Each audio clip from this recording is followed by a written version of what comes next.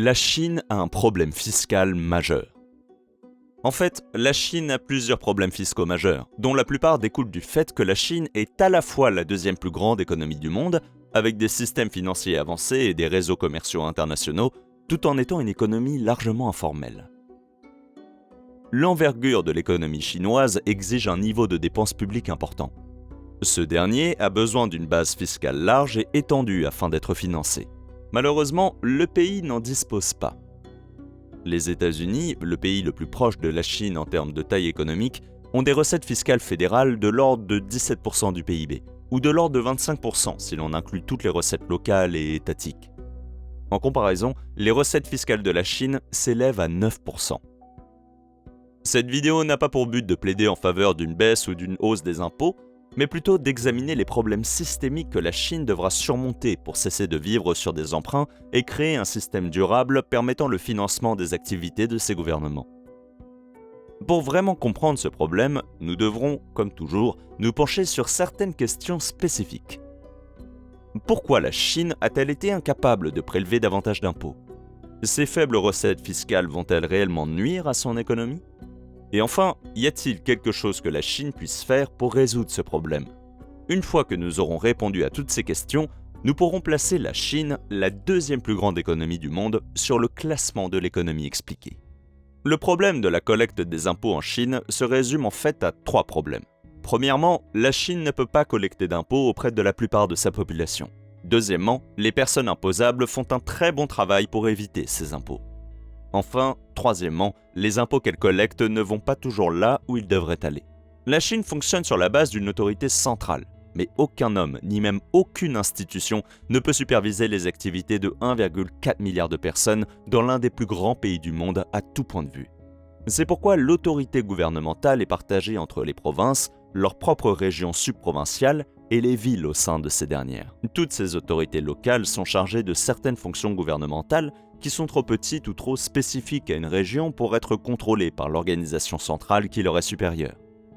Il n'est pas logique que le congrès du Parti populaire gère le calendrier de ramassage des ordures de Hangzhou. Il délègue donc cette tâche à un organe du gouvernement provincial qui la déléguera probablement à un conseil municipal. Jusqu'à présent, cela n'a rien d'inhabituel.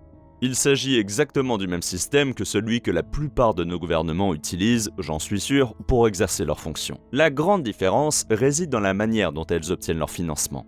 Dans la plupart des économies développées, les collectivités locales sont financées principalement par une combinaison d'impôts fonciers et d'argent provenant d'un niveau de gouvernement plus élevé. Par exemple, aux USA, le gouvernement fédéral donne de l'argent aux États et les États donnent de l'argent à leurs collectivités locales. Ces dernières peuvent également disposer d'autres sources de revenus, telles que les tickets de stationnement ou les redevances commerciales, mais ces sources sont pratiquement sans importance par rapport aux 2 types de financement cités juste avant. Les collectivités locales chinoises sont un petit peu différentes. Elles gagnent la majeure partie de leur argent en taxant les entreprises et en vendant des baux de 20 à 70 ans sur leurs propriétés foncières. En Chine, aucune entreprise privée ni aucun citoyen ne peut posséder de terrain urbain. La location pour 70 ans est donc la meilleure solution. 60% des recettes que les gouvernements locaux tirent des entreprises doivent être reversées au gouvernement central, mais les recettes foncières leur reviennent intégralement. Nous avons réalisé une vidéo il y a quelques mois sur la crise de la dette immobilière dans laquelle le pays s'est enfoncé pour soutenir ce marché. Vidéo que nous avons publiée juste 1 mois avant l'annonce des problèmes financiers du promoteur immobilier Evergrande. Le problème avec les revenus des baux fonciers, c'est qu'ils ne fonctionnent que si le terrain vaut la peine d'être développé. Et le terrain ne vaut la peine d'être développé que s'il y a une sorte d'infrastructure en place pour soutenir les personnes qui vivront dans ces nouveaux développements. Il en résulte une course aux armements que les gouvernements provinciaux se livrent les uns contre les autres dans le but de pouvoir financer et construire davantage d'infrastructures afin de devenir des centres économiques et de pouvoir vendre des droits fonciers. Ce jeu de la poule et de l'œuf a 2 conséquences. La première est de créer une surabondance d'infrastructures. Les villes fantômes et les chemins de fer qui ne transportent aucun passager ne sont pas rares en Chine. Nous avons d'ailleurs réalisé une vidéo à ce sujet. La deuxième conséquence, c'est qu'il nécessite un investissement initial important de la part des gouvernements provinciaux. Le problème est que ces gouvernements ne sont pas autorisés à émettre des obligations et qu'ils ne commencent à percevoir des revenus fonciers que lorsqu'ils vendent leurs propriétés foncières. Ils doivent donc faire preuve de créativité. Ils ont donc mis au point ce que l'on appelle une plateforme de financement des collectivités locales qui est aussi douteuse qu'elle en a l'air. Ces collectivités locales créent une société privée et lui confient une partie de leurs actifs publics. Il peut s'agir d'argent liquide, d'actions dans des entreprises publiques ou de droits fonciers qu'elles essaient de vendre. Cette société prétendument privée peut alors s'adresser à une banque et utiliser tous ses actifs comme garantie pour obtenir un prêt. La collectivité locale peut alors utiliser ces liquidités pour financer les projets d'infrastructure qu'elle souhaite et les banques peuvent regrouper ces prêts et les vendre sous forme d'obligations sur le marché libre. En 2019, les obligations de financement des collectivités locales représentaient 39% de l'ensemble des obligations en circulation sur le marché intérieur chinois. Les 60% restants étaient, jusqu'à récemment, principalement constitués d'obligations immobilières vendues par les sociétés de développement qui avaient besoin de fonds pour construire sur les terrains loués par ces gouvernements locaux. Ces obligations de la Local Government Financing Platform sont considérées comme assez sûres, car elles bénéficient indirectement du soutien du Parti communiste, et il est impensable pour de nombreux investisseurs chinois que le gouvernement fasse défaut sur ces dettes. Cela a également l'avantage de pousser la dette publique vers le secteur privé, de sorte que les chiffres de la dette nationale par rapport au PIB paraissent meilleurs qu'ils ne devraient l'être. Bien sûr, le problème est qu'il s'agit de gouvernements locaux, et non du gouvernement national, et qu'ils ont toutes les chances de faire faillite parce qu'ils sont limités dans la manière dont ils peuvent lever des fonds. Jusqu'à présent, ce système n'a pas posé de problème, car le marché de l'immobilier a pris de la valeur de manière si implacable que même les pratiques d'emprunt les plus imprudentes peuvent être effacées par l'argent gagné en louant ces terrains. Mais ce statu quo précaire commence à s'effondrer. Tout d'abord, la Chine continue de pratiquer un strict verrouillage pour arrêter la propagation de la Covid. Le gouvernement a adopté une politique 0K, ce qui signifie que des villes entières, aussi grandes que Shanghai, seront complètement fermées si des cas sont détectés. Ces bouclages interdisent aux gens de sortir de chez eux pour quelque raison que ce soit, à l'exception des courses, et les entreprises en pâtissent, évidemment. Le manque d'activité commerciale a réduit une source importante de revenus pour les gouvernements chinois locaux, et ce avant même d'aborder les problèmes du secteur immobilier. La confiance inébranlable que les Chinois accordaient autrefois à l'immobilier est en train de vaciller, à la suite de faillites de promoteurs immobiliers très médiatisés. Cela signifie que moins de gens veulent investir dans l'immobilier, et donc que moins de logements sont construits. Cela signifie aussi que les gouvernements locaux tirent moins de revenus de la location de leurs propriétés foncières. Enfin, cela signifie également que les banques ne sont plus intéressées par l'acceptation de ces propriétés foncières en tant que garantie pour assurer les obligations des plateformes de financement des gouvernements locaux. Pour ne rien arranger à la situation, le gouvernement central chinois a commencé à émettre des réductions d'impôts pour dédommager les citoyens enfermés dans leurs maisons, tout en poussant à la réalisation de nouveaux projets d'infrastructures pour compenser l'impact économique des confinements. Cela signifie moins d'argent entrant, plus d'argent sortant et moins d'options pour lever des fonds afin de combler le fossé financier dans l'intervalle. Si l'idée que des actifs financiers hautement spéculatifs, jugés trop sûrs pour faire faillite parce qu'ils sont adossés à des biens immobiliers sur un marché en plein essor vous semble familière, alors cela devrait vous inquiéter. Pour couronner le tout, la quasi-totalité des obligations émises en Chine sont notées au moins AA, et les obligations de financement des gouvernements locaux sont presque exclusivement notées AAA, ce qui laisse penser aux investisseurs qu'il s'agit de l'investissement le plus sûr possible, alors que la réalité est tout autre. Il s'agit d'un marché obligataire de 19 000 milliards de dollars qui repose sur un système exigeant une croissance perpétuelle. Vous avez peut-être pensé pendant tout ce temps que si ce marché implosait de manière spectaculaire, ce serait mauvais, mais que le gouvernement national central interviendrait pour renflouer ces gouvernements locaux, ne serait-ce que pour sauver la réputation de son propre parti. Cependant, il n'en sera peut-être pas capable. Le marché obligataire chinois est énorme. La valeur totale de marché mondial des titres adossés à des créances hypothécaires est de 11 000 milliards de dollars, et à bien des égards, ce marché est probablement mieux réglementé. Il s'agit d'un marché nettement plus important que le PIB total de la Chine. Et sans parler de l'autre grand problème à la manière dont le gouvernement chinois gère les terres.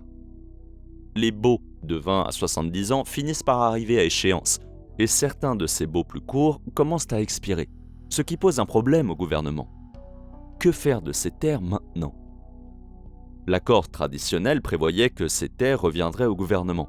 Mais cette idée est évidemment très impopulaire parmi les personnes qui seront expulsées de leur maison et dépouillées de leur investissement le plus important. Les citoyens chinois sont de plus en plus nombreux à penser que les terres ne seront jamais restituées au gouvernement, même à l'expiration des baux, parce que ce serait tout simplement trop impopulaire sur le plan politique. Le marché de l'immobilier confirme également cette façon de penser. Les maisons dont le bail foncier expire dans 20 ans coûtent le même prix que celles dont le bail expire dans 70 ans, toutes choses étant égales par ailleurs. Pourquoi quelqu'un paierait-il le même prix pour une maison qu'il ne pourra habiter que pendant 20 ans, alors qu'il existe une propriété similaire qu'il pourra habiter pendant 70 ans ? Parce qu'ils ne s'attendent pas à ce que ces baux prennent fin un jour. De plus, les normes de construction en vigueur dans les villes chinoises font que le bâtiment ne durera probablement pas aussi longtemps. Cette stagnation a été rendue encore plus confuse par les nouvelles lois qui ont proclamé que les locations de terrains résidentiels seraient automatiquement renouvelées, mais sans préciser si elles seraient renouvelées gratuitement ou si les détenteurs de terrains devraient payer pour un nouveau bail. Un membre de l'équipe qui a rédigé cette loi a d'ailleurs admis plus tard qu'il l'avait gardée intentionnellement vague parce qu'il ne voulait pas être responsable du choix de la manière dont cette question serait résolue. Si le gouvernement cède et choisit de prolonger la location des terres pour toujours, sans autres frais supplémentaires, il se privera de l'une de ses principales sources de revenus. Cela nous amène à l'autre problème que la Chine rencontre avec les impôts. Les gens ne les paient pas. La Chine dispose d'un impôt sur le revenu progressif traditionnel allant de 3% à 45% en fonction des revenus des citoyens. Le problème est que la plupart des gens ne paient pas cet impôt. La plupart des Chinois sont encore employés dans l'économie informelle. Ils tiennent des petits magasins, travaillent dans des fermes ou effectuent toute une série d'autres tâches rémunérées en espèces ou par des transferts sur WeChat. Les personnes qui se trouvent à l'autre extrémité du spectre financier tirent rarement leurs revenus d'un chèque de paie et sont plutôt en mesure de les canaliser par le biais d'entreprises et d'autres actifs, ce qui peut réduire considérablement leur charge fiscale. C'est l'étroite minorité qui est assez riche pour avoir un emploi officiel, mais pas assez pour avoir les moyens d'éviter l'impôt. C'est l'étroite minorité qui est assez riche pour avoir un emploi officiel, mais pas assez pour avoir les moyens d'éviter l'impôt qui finit par le payer. Il y a un certain nombre de scandales concernant des chefs d'entreprise et des célébrités chinoises de haut niveau qui se sont livrés à l'évasion fiscale. La vérité est que le gouvernement pourrait probablement mettre fin à la plupart de ces pratiques demain s'il le voulait vraiment. Mais il ne le fait pas, et ce pour deux raisons. La première est qu'une réglementation peu contraignante en matière d'impôts sur les sociétés encourage l'activité des entreprises, et que l'encouragement de la croissance de ces dernières a été l'un des principaux moteurs de la croissance économique massive du pays au cours des 3 dernières décennies. La seconde est que si les autorités laissent les gens échapper à l'impôt, elles peuvent à tout moment décider d'enquêter sur ces personnes, et elles savent qu'elles trouveront toujours quelque chose pour les arrêter. C'est très pratique pour faire taire une célébrité ou un chef d'entreprise à la langue bien pendue. Bien entendu, le problème qui en découle est qu'il est impossible de taxer efficacement seulement 2% de la population.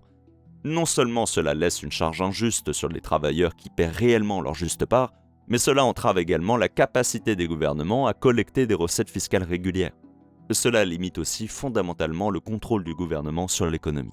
L'accent a été mis récemment sur la politique monétaire, à la lumière d'une inflation record. Mais la politique fiscale, c'est-à-dire l'augmentation et la réduction des impôts et des dépenses publiques, est tout aussi importante, si ce n'est plus, pour faire fonctionner efficacement une économie. L'augmentation des impôts peut être un outil très efficace pour freiner l'inflation, et la réduction de ces derniers peut accélérer la croissance économique pendant les périodes difficiles. Mais un allègement fiscal n'est efficace que si les gens paient des impôts au départ. Si le gouvernement ne prélève pas d'impôts sur la majorité de la population, ce mécanisme de contrôle est pratiquement inefficace. Si l'impôt sur le revenu n'est prélevé que sur une petite partie de la population, Cela signifie que le gouvernement chinois n'a pas vraiment de contrôle sur l'économie si celle-ci est orientée dans une autre direction que celle de la croissance. Gérer une économie aussi importante que celle de la Chine en période de ralentissement sans exercer un large contrôle sur l'assiette fiscale reviendrait à essayer de faire atterrir un avion gros porteur en faisant battre un ventilateur à main. Bien sûr, l'avion peut atterrir, mais le gouvernement n'a pas vraiment de contrôle sur la situation. Il est maintenant temps de placer la Chine, deuxième économie mondiale, sur le classement de l'économie expliquée. En commençant comme toujours par la taille. Il n'y a évidemment pas grand-chose à dire à ce sujet. Avec un PIB de 14,7 trillions de dollars, la Chine obtient un 10 sur 10. Ce PIB est toutefois réparti de manière relativement fine sur la plus grande population du monde, de sorte que le PIB par habitant s'élève à 10 400 dollars. Cela en fait un pays à revenu moyen selon les normes mondiales. Et malgré les critiques que je lui adresse, personne ne peut lui enlever le fait qu'il a connu la période de développement économique la plus intense de l'histoire. Ce chiffre correspond presque exactement au PIB par habitant mondial, qui est de 10 900 dollars, ce qui lui vaut un 5 sur 10. La stabilité et la confiance sont difficiles à établir. L'économie elle-même est aujourd'hui si importante et si influente qu'elle n'est certainement pas près de disparaître. Mais nous avons aussi vu à maintes reprises des entreprises et même des personnes disparaître sur un coup de tête du gouvernement. Ce risque souverain, combiné à des nouvelles de plus en plus inquiétantes concernant les fermetures d'entreprises et les ambitions militaires, signifie que le pays ne peut obtenir plus de 6 sur 10. La croissance de la Chine est incroyable. Il est presque difficile d'imaginer que la Chine n'était pas une superpuissance économique majeure. Son économie a plus que doublé depuis 2010 et elle est plus de 10 fois plus grande qu'elle ne l'était en l'an 2000. Elle obtient une note de 10 sur 10. Aucune autre économie ne s'est jamais approchée d'une telle croissance. Enfin, l'industrie. Et là encore, qu'y a-t-il à dire ? La Chine en est là où elle en est aujourd'hui en étant l'atelier du monde. Elle est passée d'un centre de fabrication à bas prix, où les entreprises étrangères pouvaient profiter d'une main-d'œuvre bon marché, au centre industriel inégalé qu'elle est aujourd'hui. Le pays dispose désormais d'un système financier avancé, d'un marché intérieur sain et d'entreprises locales mondialement reconnues. Certes, il ne produit pas encore les produits haut de gamme comme les avions de ligne et les microprocesseurs compétitifs, mais il ne peut pas obtenir autre chose qu'un 10 sur 10. Au total, la Chine obtient une note moyenne de 8,2 sur 10, ce qui la place en deuxième position dans le classement de l'économie expliquée. Merci d'avoir regardé. Ciao.